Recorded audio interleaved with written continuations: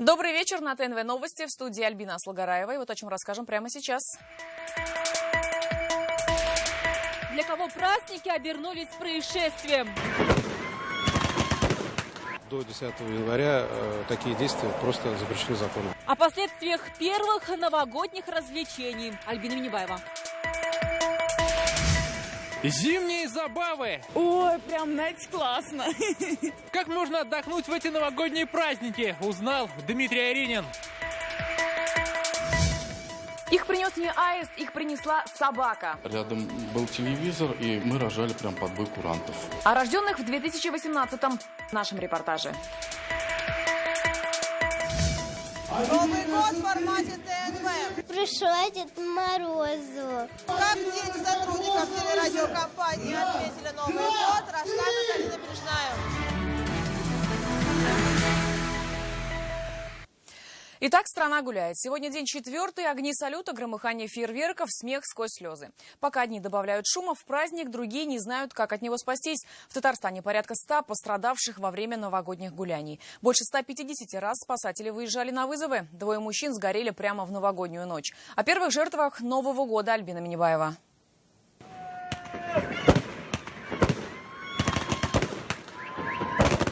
Яркий салют и праздничный настрой – это первые минуты Нового года в казанских дворах. Фейерверки громыхали, не отходя от подъезда. В новогоднюю ночь на Аланецкой обошлось без жертв, но так было не везде. Только за 4 дня спасатели насчитали больше 60 нарушителей. В большинстве случаев, безусловно, люди находятся в приподнятом настроении, считают, что им море по колено, думают, что они в состоянии обеспечить все требования безопасности, но, к сожалению, дело в том, что пиротехнические изделия, во-первых, надо очень внимательно читать, что на упаковке написано. Несмотря на все предупреждения спасателей и правоохранителей, есть те, кто закрыл глаза на правила безопасности при запуске пиротехники. Так, в Казани 3 пострадавших, и это только те, кто официально обратился в медучреждение. Закрыл глаза на правила, оказался у офтальмолога с 31 по 2 января. Почти 100 человек. 2 были сразу госпитализированы в отделении хирургии. Теперь она боится выходить вечером гулять. Гуляем мы только днем. Иногда бывает, она вот на звуки с коробки реагирует довольно резко. Новый год обернулся стрессом и для животных. От взрыва петард и салютов у Юлы настоящий посленовогодний стресс. Собака была в крайне напуганном состоянии. Она вжалась в диван, на полу были лужи. Гулять по вечерам она теперь тоже выходит очень неохотно, тянет домой. И любой очередной взрыв превращает ее из спокойной собаки в испуганную. Она не реагирует ни на свой свисток, ни на вкусняшки. А вот что стало причиной страшного пожара в Малых Дербышках, еще предстоит выяснить. Здесь за считанные минуты сгорел дом. Семья осталась без крова. Всего же за эти праздничные дни пожарные выезжали больше 150 раз. Основными причинами пожаров в эти новогодние дни стало неосторожное обращение с огнем, в том числе и в состоянии алкогольного опьянения, нарушение правил устройства и эксплуатации электрооборудования, газовых приборов и особенно печного отопления. Как раз газовая горелка, возможно, стала причиной гибели 2 мужчин в Мамадышском районе. Их тела были обнаружены на острове Голодный внутри обгоревшей палатки. Предварительная причина – неосторожное обращение с огнем. Новогодние каникулы в самом разгаре, и статистика не закрыта. Альбина Минибаева, Ринат Сафин, ТНВ, Казань. Предновогодние базары превращаются в кладбище елок. Десятки бесхозных зеленых красавиц оставили после себя продавцы. Теперь все, что не реализовано, одна большая зеленая свалка. Такую картину жители города наблюдают ежегодно, и их возмущению нет предела. Вообще надо запретить, чтобы вообще их срезали, эти елочки-то. Ну, веточки хотя бы, то ладно, на Новый год. Ну, не знаю. Вот идем, тоже сегодня удивляемся. Власти должны взять под свой контроль, чтобы прослеживать после продажи елок место приводили в порядок. Кощунство, но с другой стороны, 1 января я, когда вышел провожать родителей домой, увидел всю эту красоту и вот прихватил с собой елочку. Вот сейчас несу ее к себе, вот будет меня радовать. Я вообще сторонник искусственных елок. Мне вот это вот жалко просто. Мне жалко елки. Зачем их рубят? Уж рубили бы минимум, а все остальное искусственное. И так красиво. А мы напомним, после каникул в Казани откроют пункт приема новогодних елок. Работать он будет на Аделе Кутуя 160 круглосуточно с 10 по 31 января. Главное условие – очистить новогодний символ от мишуры и украшений. Ведь елочки пойдут на корм козам на ферме в селе Шеланга Верхнеуслонского района. Но это после, а пока гуляем. На третий день новогодних праздников татарстанцы отходят от застолья и отправляются на свежий воздух. А здесь зима в парках. Это специальная программа, разработанная по поручению президента и проходит под девизом «Ни дня без представления». Какие шоу устроили и как себя можно развлечь самому, Дмитрий Аренин. Казанская семья Самотиных готова к отдыху на любой лад. Накануне катались на коньках, а сегодня взялись за лыжи и салазки. Но мы вообще стараемся в новогодние праздники и в любые праздники, выходные побольше на воздухе проводить с семьей. Тем более у нас хорошо сейчас в Казани.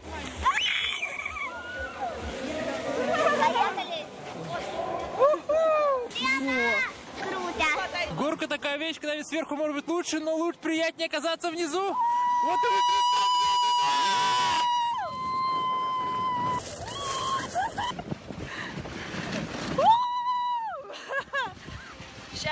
Как ощущение? Замечательно. Горизонтальный лед тоже зовет. Многие облюбовали заработавшие заморозками катки. Лед хороший. Отлично. Супер, супер. В эти дни и просто гуляющие по улицам могут встретить сказочных героев и приходящие с ними праздничное настроение. Собака ждет. Где? Во всех парках Казани в новогодние праздники будут устраивать различные представления. Каждый день в парке у нас происходит какая-то программа. То есть с утра до вечера играет музыка, есть интерактивы с ведущим.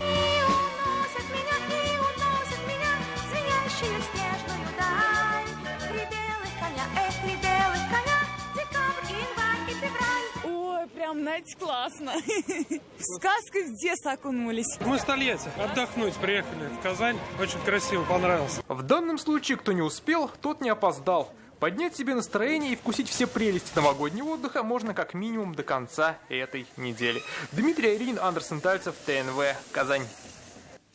А теперь о том, что изменилось в нашей жизни с наступлением Нового года. Лечиться можно не выходя из дома. Мат-капитал смогут получить как ежемесячное пособие, а зарплата и пенсия заметно вырастут. О нововведениях 2018 далее.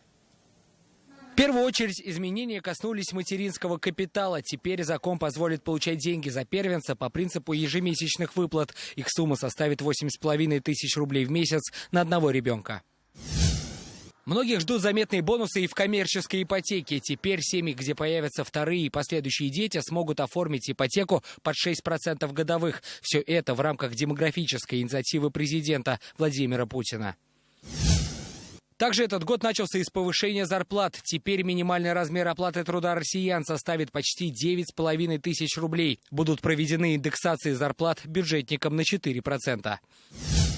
Почти настолько же возросла и пенсия. Самые большие надбавки получили военные пенсионеры. Историческим 2018 станет и для медицины страны. Сразу на 68 позиций расширен список жизненно важных лекарств, в том числе для лечения сердечно-сосудистых заболеваний и онкологии. А осмотр у врача теперь возможен онлайн, не выходя из дома. Сергей Хайдаров, ТНВ, Казань. На одно из главных нововведений могут рассчитывать некоторые родители, чьи малыши появились на свет в новогоднюю ночь. Те самые путинские выплаты станут полезными бонусами для ряда семей. Первый ребенок 2018 года в республике появился на свет под бой курантов в Казани. Всего же в Татарстане подарок родителям сделали 10 детей. 4 батыра и 6 красавиц.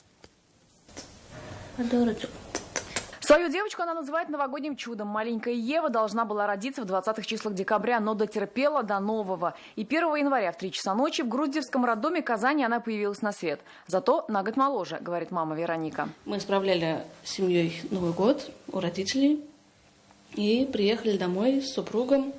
После чего в 3 часа ночи у меня начались схватки, мы сразу поехали в роддом. В третьем роддоме одни шутки, говорят тем, кто стал мамами. В новогоднюю ночь детей приносит не аист, а Дед Мороз. Каждое дежурство в новогодие – это такая же смена, но есть что вспомнить. Женщину перевели на роды из отделения патологии, то есть она первородящая, перевели ее в 11 часов вечера. Рядом был телевизор, и мы рожали прям под бой курантов. Вот они, малыши, рожденные в 2018-м. На новогоднюю ночь на 10 татарстанцев стало больше. Их семьи теперь претендуют еще и на ежемесячные выплаты в размере 8490 рублей по закону, который подписал Владимир Путин в конце года, если доход члена семьи не превышает 13 тысяч рублей. Я думаю, это будет поддержка для семей, потому что у многих сейчас ипотеки есть, то есть, в частности, у нас тоже с мужем ипотека. Вот, то есть, как добавочная сумма к основному пособию, то есть, я считаю, что это очень хорошо. Вот. А попадаем или нет, пока не знаю, надо будет посчитать. Нижнекамским первопроходцем стал мальчик. Его мама поступила 31 декабря. Но вот на свет появился он 1 числа в половину 4-го. Вес 2,948 сантиметров. Сейчас хорошо, отлично себя чувствую. Роды происходили очень даже хорошо. Не ожидала, что так. 31-го буду встречать Новый год. Люди, рожденные в год собаки, хорошо чувствуют других, способны к сопереживанию и очень справедливы. Перфекционисты, немного пессимисты. Среди них много великих. Это Александр Суворов, Майкл Джексон и Сильвестр Сталлоне. Так что возможно, что и эти малыши родились под волшебной новогодней звездой не только в буквальном смысле. Альбина Салгараева, Марат Зайдуллин, ТНВ, Казань, Нижнекамск. А рожденные на ТНВ сегодня водили хоровод «Новогодний утренник» в большой студии нашего телеканала. «Зеленая красавица» собрала более 200 детей-сотрудников нового века. С будущими телеведущими, режиссерами и операторами познакомилась Алина Бережная. Собаки на расхват, только и успевают позировать для памятных фотографий. Такое здесь увидишь лишь раз в 12 лет. Когда снова наступит год собаки, эти малыши уже станут подростками. Нарядная студия нового века на один день превратилась в волшебный экипаж. На нем дети сотрудников телеканала отправились в сказочное путешествие. К такому событию и подготовка соответствующая. С лета я уже начала думать, что мы пойдем на елку. Надо что-то придумать с одежками. Нарядное платье, длинные русые волосы и очаровательный ободок. Сегодня Наиля в образе принцессы Рапунцель. Пришел Дед Морозу. Выбирали детки не только наряды, но и стишки учили. Я буду ять, а когда не пьет, и наступит Новый год. Где Мороз, где-то она не фонарики, зажатились. Вот. Это его единственное, можно сказать, еще первое и единственное стихотворение, которое Булат выучил в этом году. Красив наш новогодний зал, сверкает все вокруг. И какой же праздник без главного волшебника? Ну, ребята, и вам спасибо. Пришли мы сюда, чтобы посмотреть на эту сказку волшебную, чтобы купить подарочки, сфотографироваться. Новый год – это самый главный праздник в жизни не только взрослых, конечно же. Вернее, не только детей, но и взрослых. И мы все ждем чуда. Счастливые глаза детей, улыбки и смех. Праздник заканчивается, но эмоции и воспоминания о доброй зимней сказке еще долго будут томиться в сердцах детей. Алина Бережная, Владимир Гурьянов, ТНВ, Казань. Когда сказочные герои не только поют и танцуют, но плавают и летают. Во Дворце водных видов спорта Казани, столицы, развернулось грандиозное шоу олимпийской чемпионки Марии Киселевой. Для тысяч маленьких казанцев привычные герои любимой сказки о царе Салтане предстали в новых образах. Почему это шоу не имеет аналогов? Сергей Хайдаров. Бочка по морю плывет, и растет ребенок там не по дням, а по часам. Сегодня эта бочка из сказки о царе Салтане отправилась в путешествие не по морям и океанам, а по Казанскому бассейну. Увлекательным этот путь стал и для сотен зрителей. Все они впервые увидели, как любимые сказочные персонажи прыгают с 10-метровой вышки.